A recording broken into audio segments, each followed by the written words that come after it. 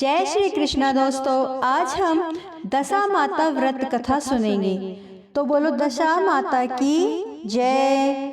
प्राचीन समय में राजा नल और दमयंती रानी सुखपूर्वक राज्य करते थे। उनके 2 पुत्र थे। उनके राज्य में प्रजा सुखी और संपन्न थी। एक दिन की बात है कि उस दिन होली दशा थी। एक ब्राह्मणी राजमहल में आई और रानी से कहा, दशा का डोरा ले लो।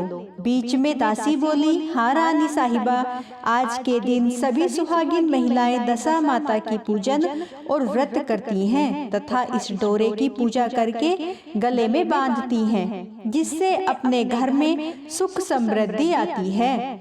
अतः रानी ने ब्राह्मणी से डोरा ले लिया और विधि अनुसार पूजन करके गले में बांध दिया। कुछ दिनों के बाद राजा नल ने दमयंती के गले में डोरा बंधा हुआ देखा। राजा ने पूछा, इतने सोने के गहने पहनने के बाद भी आपने यह डोरा क्यों पहना है? रानी कुछ कहती, इससे पहले ही राजा ने डोरे को तोड़कर जमीन पर फेंक दिया। रानी ने उस डोरे को जमीन से उठा लिया और राजा से कहा, यह तो दशा माता का डोरा था, आपने उनका अपमान करके अच्छा नहीं किया। जब रात्रि में राजा सो रहे थे तब दशा माता स्वप्न में बुढ़िया के रूप में आई और राजा से कहा, हे राजा, तेरी अच्छी दशा जा रही है और बुरी दशा आ रही है। तूने मेरा अपमान करके अच्छा नहीं किया। ऐसा कहकर बुढ़िया दशा माता अंतर्ध्यान हो गई। अब जैसे तैसे दिन बीतते गए, वैसे वैसे ही कुछ ही दिनों में राजा के ठाट बाट, हाथी घोड़े, लश्कर, धन धान्य, सुख शांति सब कुछ नष्ट होने लगे। अब तो भूखे मरने का समय तक आ गया। एक दिन राजा ने दमयंती से कहा, तुम अपने दोनों बच्चों को लेकर अपने मायके चली जाओ। रानी ने कहा, मैं आपको छोड़कर कहीं नहीं जाऊंगी। जिस प्रकार आप रहेंगे उसी प्रकार मैं भी आपके साथ ही रहूंगी। तब राजा ने कहा, अपने देश को छोड़कर दूसरे देश में चले, वहाँ जो भी काम मिलेगा वही काम कर लेंगे। इस प्रकार नल दमयंती अपने देश को छोड़कर चल दिए। चलते चलते रास्ते में भील राजा का महल दिखाई दिया। वहाँ राजा ने अपने दोनों बच्चों को अमानत के तौर पर छोड़ दिया। आगे चले तो रास्ते में राजा के मित्र का गांव आया। राजा ने रानी से कहा, चलो हमारे मित्र के घर चलें। मित्र के घर पहुँचने पर उनका खूब आदर सत्कार हुआ और पकवान बनाकर भोजन कराया। मित्र ने अपने शयन कक्ष में सुलाया। उसी कमरे में मोर की आकृति की खूंटी पर मित्र की पत्नी का हीरों से जड़ा कीमती हार टंगा था। मध्य रात्रि में रानी की नींद खुली तो उन्होंने देखा कि वह बेजान खूंटी हार को निगल रही है। यह देखकर रानी ने तुरंत राजा को जगाकर दिखाया और दोनों ने विचार किया कि सुबह होने पर मित्र के पूछने पर हम क्या जवाब देंगे, अतः यहाँ से इसी समय चले जाना चाहिए। राजा रानी दोनों रात्रि को वहाँ से चले गए।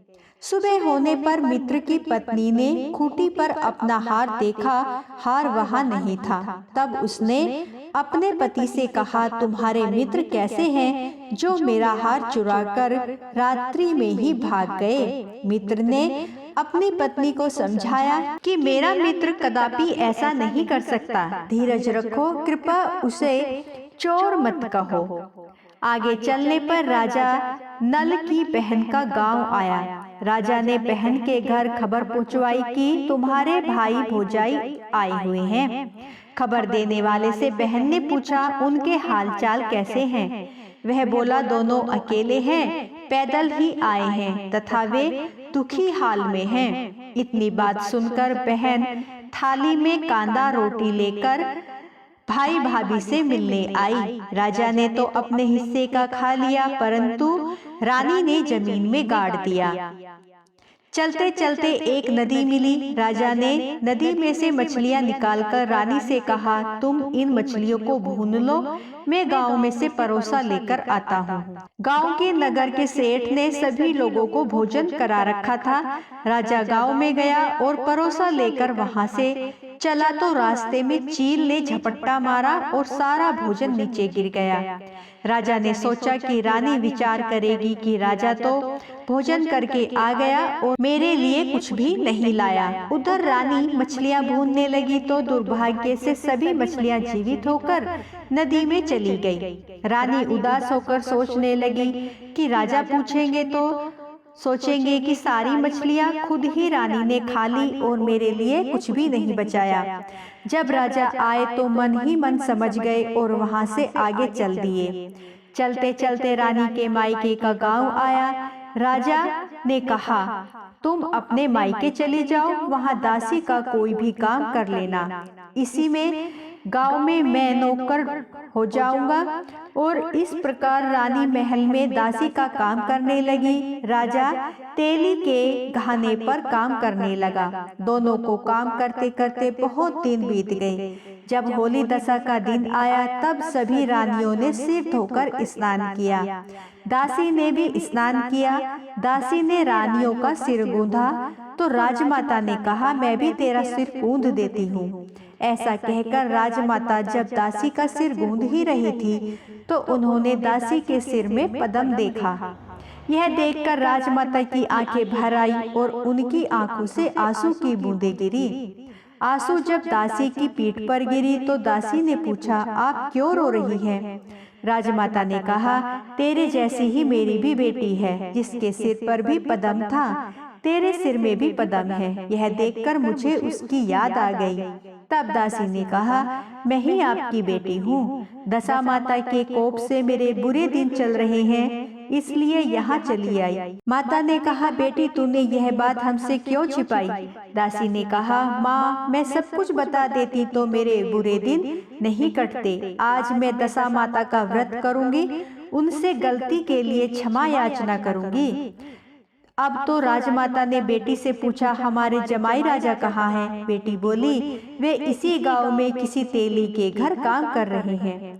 गांव में उनकी खोज कराई गई और उन्हें महल में लाकर जमाई राजा को स्नान कराया गया। नए वस्त्र पहनने के लिए दिए, पकवान बनाकर उन्हें भोजन कराया गया।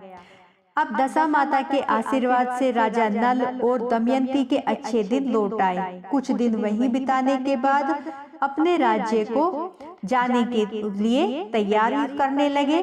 तब दमयंती के पिता ने खूब सारा धन, लश्कर, हाथी, घोड़े आदि बेटी जमाई को देकर विदा किया। रास्ते में वही जगह आई जहाँ रानी ने मछलियों को भूना था और राजा के हाथ से चील झपट्टा मारकर भोजन ले गई थी। तब राजा ने कहा, तुमने सोचा होगा कि मैंने अकेले ही भोजन कर लिया होगा, परंतु चील ने झपट्टा मारकर गिरा दिया था। अब रानी ने कहा, आपने सोचा होगा कि मैंने मछलियां भूनकर अकेले ही खा ली, लेकिन मछलियां तो जीवित होकर नदी में चली गई थी। चलते चलते अब राजा की बहन का गांव आया। राजा ने बहन के यहाँ खबर भेजी। खबर देने वाले से बहन ने उनके हालचाल के बारे में पूछा। उसने बताया कि वे बहुत अच्छी दशा में हैं। उनके साथ हाथी, घोड़े, लश्कर हैं। यह सुनकर राजा की बहन मोतियों की थाल सजाकर लाई। तभी दमयंती ने धरती माता से प्रार्थना की और कहा, माँ आज मेरी अमानत मुझे वापस दे दो। यह कहकर उस जगह को खोदा जहाँ कांदा रोटी को गाड़ दिया था। खोदने पर रोटी तो सोने की और कांदा चांदी का हो गया। ये दोनों चीजें बहन की थाली में डाल दी और आगे चलने की तैयारी करने लगे। वहां से चलकर राजा अपने मित्र के घर पहुंचे। मित्र ने उनका पहले के समान ही खूब आदर सत्कार किया, मान सम्मान किया। रात्रि विश्राम के लिए उन्हें उसी शयन कक्ष में सुलाया। मोरनी वाली खूंटी के हार निगल जाने वाली बात से नींद नहीं आई। आधी रात के समय वही मोरनी वाली खूंटी हार उगलने लगी तो राजा ने अपने मित्र को जगाया तथा रानी ने मित्र की पत्नी को जगाकर दिखाया। उनका हार तो उसने निगल लिया था। आपने सोचा होगा कि हार हमने चुराया है। दूसरे दिन प्रातःकाल नित्य क्रम से निपटकर वहां से वे चल दिए। वे भील राजा के यहाँ पहुँचे और अपने पुत्रों को मांगा, तो भील राजा ने देने से मना कर दिया। तब गांव वालों ने उनके बच्चों को वापस दिलवाया। नल दमयंती अपने बच्चों को लेकर अपनी राजधानी में पहुंचे तो नगर वासियों ने हाथी घोड़े लश्कर आते हुए देखे और सभी प्रसन्न हो गए। अपने राजा का उन्होंने बहुत अच्छे से गाजे बाजे से स्वागत किया और उन्हें महल पहुंचाया। राजा का पहले जैसा ठाट बाट हो गया। राजा नल दमयंती पर दशा माता ने पहले जैसा कोप किया। ऐसे किसी पर मत करना हे माता, जैसे आपने उस पर फिर कृपा की वैसी कृपा सब पर करना। बोलो दशा माता की जय।